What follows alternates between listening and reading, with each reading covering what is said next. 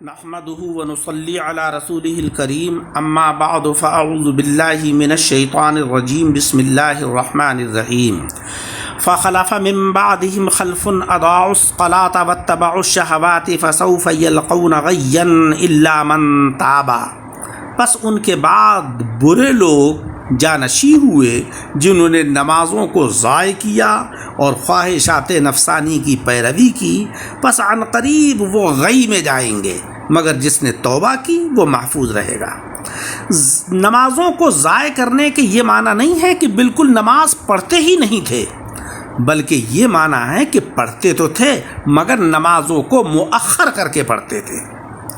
یعنی ظہر کی عصر کے وقت میں قضا کر کے پڑھتے تھے، اور عصر کی مغرب کے وقت، اور مغرب کی عشاء کے وقت، اور عشاء کی فجر کے وقت، اور فجر کی سورج نکلنے کے بعد۔ جو شخص اس طریقے سے نمازیں پڑھتا ہو اور اسی عمل کے اوپر اس کا انتقال ہو جائے اور اس نے توبہ نہیں کی، تو اللہ رب العزت اس کے لیے غی کا وعدہ فرما رہا ہے۔ غی جہنم کی ایک گہری اور عذاب سے بھری ہوئی وادی کا نام ہے، لہذا جو نمازوں کو اوقات سے مؤخر کر کے قضا کر کے پڑھے گا اور توبہ اس نے نہیں کی ہے، تو وہ اس وادی کے اندر کہ جس کا نام غی ہے، جو جہنم کی ایک گہری وادی ہے، عذاب سے بھری ہوئی ہے، اس میں اس کو داخل کیا جائے گا۔ فرمان رب تبارک و تعالی ہے، یا ایھا الذین آمنوا لا تلہکم اموالکم واولادکم عن ذکر اللہ ومن یفعل ذلک فاولئک ھم الخاسرون۔ اے ایمان والوں، تمہیں تمہارے مال اور تمہاری اولاد اللہ کے ذکر سے غافل نہ کرے، اور جس نے ایسا کیا یعنی ان کے مال اور ان کی اولاد نے اللہ کے ذکر سے غافل کیا، پس وہ لوگ خسارہ پانے والے ہیں، یعنی نقصان پانے والے ہیں۔ مفسرین اکرام کی ایک جماعت کا قول ہے کہ اس آیت میں ذکر سے مراد نمازیں ہیں، لہذا جو شخص نماز کے وقت اپنے مال کی وجہ سے، جیسے کہ اس کی خرید و فروخت میں مشغول ہو کر نماز سے غافل ہو گیا، یا اپنی اولاد میں مشغول ہو کر نماز کو بھول گیا، وہ نقصان پانے والوں میں سے ہے۔ اسی لیے جناب رسول مکرم صلی اللہ علیہ وسلم کا فرمان ہے کہ قیامت کے دن انسان کے سب اعمال سے پہلے نماز کا محاسبہ ہوگا۔ اگر اس کی نمازیں مکمل ہوئیں تو وہ فلاح اور کامرانی پا گیا، اور اگر اس کی نمازیں کم ہو گئیں تو وہ خائب اور خاسر ہے، یعنی نقصان پانے والا ہے۔ فرمان باری تعالیٰ ہے، فَوَيْلٌ لِّلْمُصَلِّينَ الَّذِينَ هُمْ عَن صَلَاتِهِمْ سَاهُونَ، پس ویل ہے ان نمازیوں کے لیے جو اپنی نمازوں سے بے خبر ہے۔ آقا علیہ السلام نے فرمایا کہ یہ وہ لوگ ہیں کہ جو نمازوں کو ان کے اوقات سے مؤخر کر کے پڑھتے ہیں۔ حضور فرماتے ہیں کہ ایک دن حضور علیہ السلام نے ایک دن نماز کا تذکرہ فرمایا اور فرمایا کہ جس نے ان نمازوں کو پابندی سے ادا کیا، وہ نماز اس شخص کے لیے قیامت کے دن اس کے لیے نور ہوگی، حجت ہوگی اور نجات ہوگی، اور جس شخص نے نمازوں کو ادا نہیں کیا، قیامت کے دن اس کے لیے نماز نور، حجت اور نجات نہیں ہوگی، اور وہ قیامت کے دن قارون، فرعون، حامان اور ابی ابن خلف کے ساتھ ہوگا۔ بعض علماء کرام کا کہنا ہے یہ ہے کہ ان لوگوں کے ساتھ نماز کے چھوڑنے والا اس لیے اٹھایا جائے گا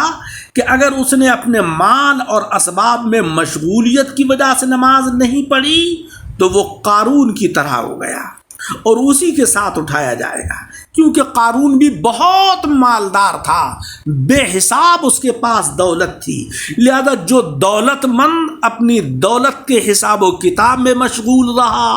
اور اس نے نماز کو چھوڑ دیا تو اس کا حشر قارون کے ساتھ ہوگا۔ اور اگر ملک کی مشغولیت میں نماز نہیں پڑھی تو فرعون کی طرح ہے اور اسی کے ساتھ اٹھایا جائے گا، کیونکہ فرعون بھی بہت بڑا حاکم تھا۔ اگر کوئی شخص اپنے حکومتی معاملات کے اندر مشغول رہا اور اس مشغولیت میں اس نے نماز کو مؤخر کر دیا تو اللہ تبارک و تعالیٰ اس کا حشر بھی فرعون کے ساتھ فرمائے گا۔ اگر وزارت کی مشغولیت نماز سے مانے ہوئی تو وہ حامان کی طرح ہے اور اسی کے ساتھ اٹھے گا۔ اگر تجارت کی وجہ سے نماز نہیں پڑھی تو وہ ابی ابن خلف جو مکے کا بڑا تاجر تھا اسی کے ساتھ اٹھایا جائے گا، اسی کے ساتھ اس کا حشر ہوگا۔ عزیزوں، ہمیں یہ چاہیے کہ ہم اپنے تجارتی معاملات ہوں یا حکومتی معاملات ہوں یا مال و دولت کے دیگر معاملات ہوں، اولاد سے پیار و محبت ہو، یہ چیزیں ہمارے لیے نماز کے اندر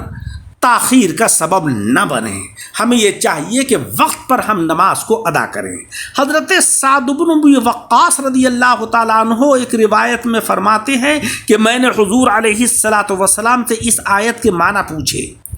کہ جو لوگ اپنی نمازوں سے بے خبر ہیں اس کا کیا مطلب ہے؟ تو آپ نے فرمایا کہ یہ وہ لوگ ہیں کہ جو نمازوں کو ان کے اوقات سے مؤخر کر دیتے ہیں۔ ابو یعلا نے سند حسن کے ساتھ مصعب بن سعد رضی اللہ تعالیٰ عنہ کا قول اپنی مسند میں نقل کیا ہے۔ حضرت مصعب رضی اللہ تعالیٰ عنہ فرماتے ہیں کہ میں نے اپنے والد سے عرض کیا کہ اے ابا جان، آپ نے اللہ تبارک و تعالیٰ کے اس فرمان پر غور کیا، ہم عن صلاتہم ساہون، جو لوگ اپنی نمازوں سے بے خبر ہیں، اس کا کیا مطلب ہے؟ حال تو یہ ہے کہ ہم میں سے کون ہے کہ جو نہیں بھولتا اور اس کے خیالات منتشر نہیں ہوتے؟ تو انہوں نے جواب دیا کہ اس کا مطلب یہ نہیں ہے، بلکہ اس کا مطلب یہ ہے کہ نمازوں کا وقت ضائع کر دینا، وقت پر نماز کو نہ ادا کرنا۔ ویل کے معنی سخت عذاب ہے، اور ایک قول یہ بھی ہے کہ ویل جہنم کی ایک وادی کا نام ہے۔ اگر اس میں دنیا کے سارے پہاڑ ڈال دیے جائیں تو وہ بھی اس کی شدید گرمی کی وجہ سے پگھل جائیں گے، اور یہ وادی ان لوگوں کا مسکن ہے کہ جو نمازوں میں سستی کرتے ہیں اور ان کو ان کے اوقات سے مؤخر کر کے پڑھتے ہیں۔ ہاں، اگر وہ اللہ تعالیٰ کی طرف رجوع ہو جائیں اور توبہ کر لیں اور گزشتہ اعمال پر پشیمان اور شرمندہ ہو جائیں تو اور بات ہے، اور اللہ تبارک و تعالیٰ ان کے اوپر رجوع ہو جائے، یہ ممکن ہے۔ حدیث مبارک ہے کہ جس کی نماز قضا ہو گئی تو گویا اس کا مال اور اس کا گھرانہ سب کچھ تباہ ہو گیا۔ میرے عزیزوں، نمازوں کی پابندی کیجیے، اور جو بچے 7 سال کے ہو جائیں ان کو نماز سکھائیے، ان کو نماز کا حکم دیجیے، اور جب وہ 10 سال کے ہو جائیں تو پھر ان کے اوپر سختی کیجیے اور نماز کا پابند بنائیے، تاکہ اللہ جل شانہ و عم نوالہ کی رضا اور خوشنودی ہم سب کو حاصل ہو۔ مولا رب العزت عمل کی توفیق عطا فرمائے، آمین بجاہ النبی الکریم۔